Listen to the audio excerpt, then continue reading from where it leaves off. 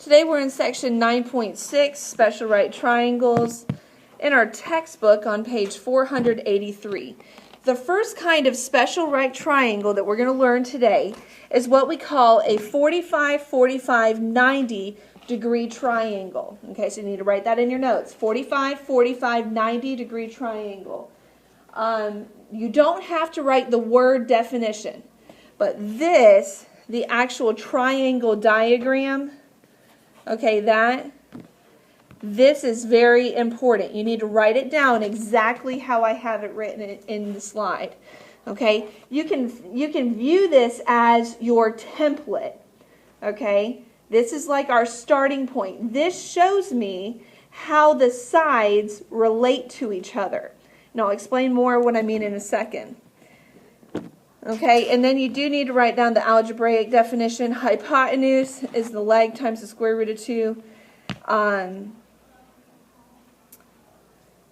which is a times the square root of 2. Now, one thing I did leave off that I think is important is that we're going to use the variable a to represent a leg length. Okay, so a represents a leg length.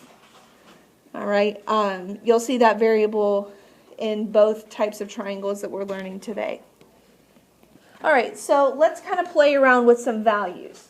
All right, notice that each leg of the triangle that forms the right angle has the same variable, okay? Which means that if the leg that's the height of the triangle, let's just say that value is 7, guess what the value of the base is going to be?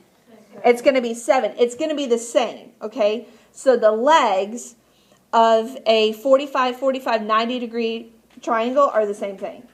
So you're going to notice on your homework, it's going to ask you for the leg length, and you're going to think it's a trick question. It's not. There's no math to do. They're the same value. Now, the hypotenuse relates to the leg because I use my a value. Whatever value is given to the leg, so let's stick with the value 7, that's the one I'm going to plug in for a on the hypotenuse.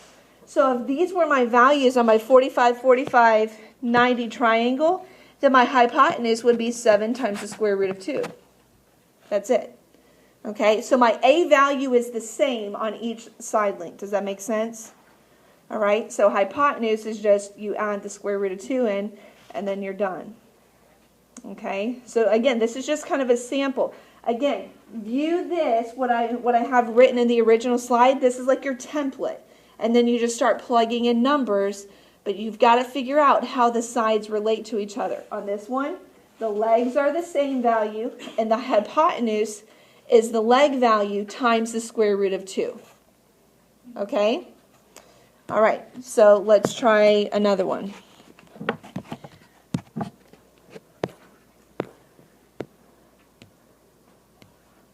All right, so on this problem, it's going to tell you to solve for x and to solve for y.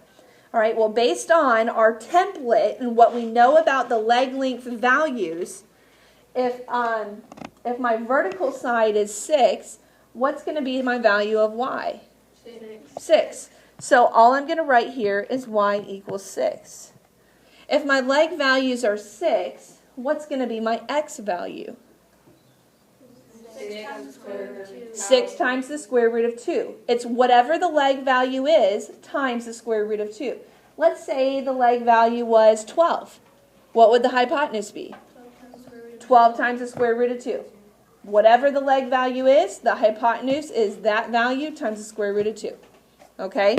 Now, you might think, well, that's easy enough. Well, once we bring in the other type of triangle, the thing that I see that kids get confused with the most is they start confusing the rules, okay? Because 30, 60, 90 triangle, the sides relate differently, okay? So if you can remember that, it is pretty easy. I don't know why I wrote 12. Yeah. 6 times the square root of 2, okay? All right, you think you can do one on your own? Okay, I want you to turn in your books. And I want you to do number 1, your turn now, on the bottom of page 484. Number 1, your turn now. Okay, so which one do you think would be easier to solve first? I mean, technically, it doesn't really matter what order you solve in. Which one do you think might be a little easier, though? To solve for y, because I know that y will be the same value as, what? What is y? 7. Y is 7. All right, and then what would my x value be? 7 times the square root of 2. All right, how many people got that right? Awesome, good job. Okay, so now let's go on to the second type of right triangle or special right triangle that we're learning today. This is a 30, 60, 90 degree triangle. So think of it in two separate categories. I've got my 45, 45, 90 and my template for that type of triangle. And now I have my 30, 60, 90. And there's a different template. The sides relate to each other differently in this type of triangle. All right, again, you don't have to write the word definition, but you do need to know the algebraic definition, and more importantly, you need to write down this triangle. Again, this is our template. So let's look at how the sides relate to each other. Okay? Now, we have a shorter leg, a longer leg, and a hypotenuse. And before you think, oh, well, that's going to be obvious which one it is, sometimes it's not completely obvious. So there is a trick to figuring it out, okay? And the trick is that the side opposite the 30-degree angle is the short leg, and the side opposite the 60-degree angle is the long leg, okay? There is a difference, and you can't get them mixed up. So the short leg, its value is just a. Again, we use that a variable as kind of like our template. So the short leg is a. The long leg is a times the square root of 3. Okay, so it's whatever the a value is times the square root of 3. And the hypotenuse is twice as long as the short leg. So that's 2a.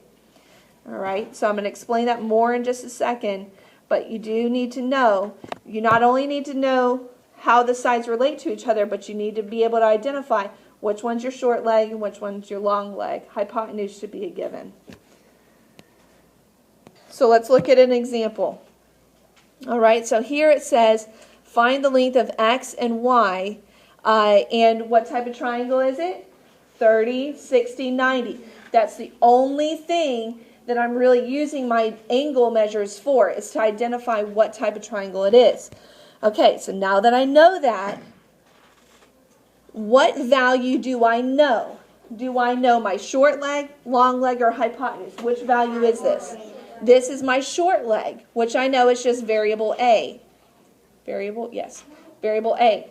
So how does the long leg relate to the short leg? A times what? The square root of 3. So if my a value is 8, then y equals 8 times the square root of 3. Because it's my short leg value times the square root of 3.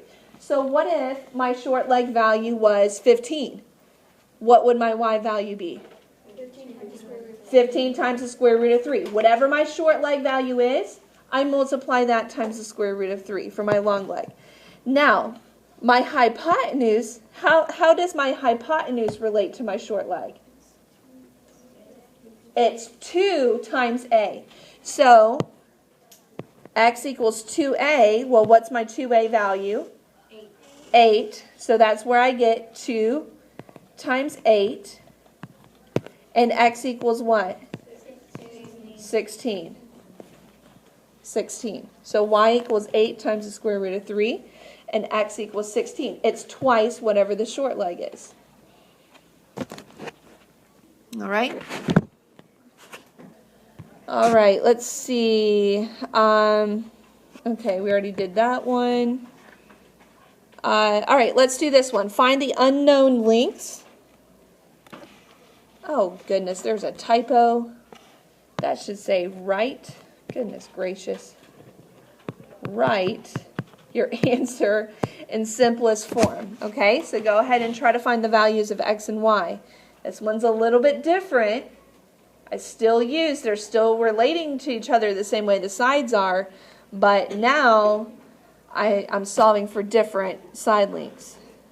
Okay, so which value is 18? Is it short leg, long leg, or hypotenuse? Hypotenuse. It's hypotenuse, okay? So now I'm kind of working backwards. Now, which one do you think would be easier to start with, to figure out your short leg or your long leg? Short leg. To short leg, because I know that, how is the hypotenuse related to short leg? It's twice the length of the short leg. So if hypotenuse is 18, what's the length of your short leg? How'd you do that? You divide it by 2. Now, mathematically, you're going to show that 18 equals 2a. Divide both sides by 2, and a equals 9. Or in this case, x equals 9. X equals 9. So if your hypotenuse, guys, if your hypotenuse was 30, what's going to be your x value? 9 times the square root of 3 cubed. Oh, well, yeah, but it's going to be 15. Okay, so whatever the hypotenuse is, you half it to find your short leg. Now, what is your long leg value? If your short leg is 9, what's your long leg value? 9 times the square root of 3. Do we have to show the 18 by I won't make you show it, but you've got to understand how we got to it. You have to. Okay, so you just have to understand how they relate to each other. So the hypotenuse is twice the short leg. If you know the hypotenuse, divide by 2 to find the short leg. If you know the short leg, double it to find the hypotenuse. Does that make sense? It works both ways.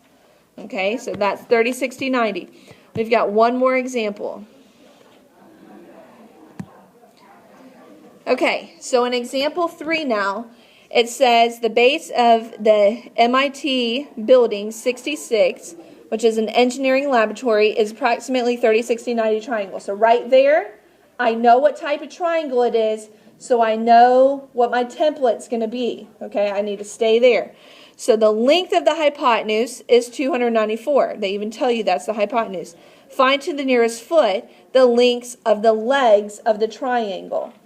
All right, so the difference here is I need to find it to the nearest foot. Remember that cop example that I gave you where we were finding the skid marks, and I said, to tell your sergeant 17 times the square root of 3 feet, what kind of look is he going to give you? Like, what are you talking about? He wants to know, okay, the skid marks were 52 feet long. So on these, you need to change it out of the square root form and convert it to a decimal and round it to the nearest foot. All right, go ahead and try to answer these. All right, so which one's easier to find first? You know the hypotenuse.